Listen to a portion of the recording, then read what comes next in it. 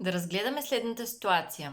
Той се връща от работа, сопва се за нещо, дали за хавлиите, че не са прибрани, дали за писмото, че не е пуснато в почтата, за нещо. И ти реагираш. И ти знаеш колко много неща си свършила днеска, колко ти е било трудно с децата, какви задачи си имала и той се хваща за едното нещо, което не си свършила. И съответно правиш скандал. Ти обвиняваш него, той обвинява тебе.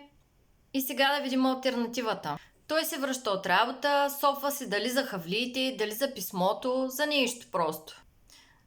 Обаче в този вариант ти се пошегуваш нещо и след това вече го питаш дали е станало нещо, дали е притеснен за нещо.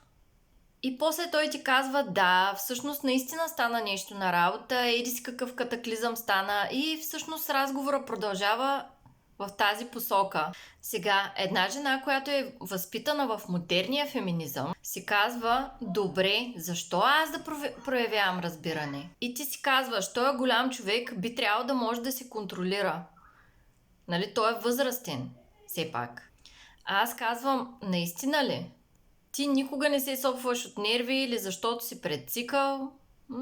Една жена, ако е с добро самочувствие, никога няма да реагира на думите, а на това, което стои зад тях.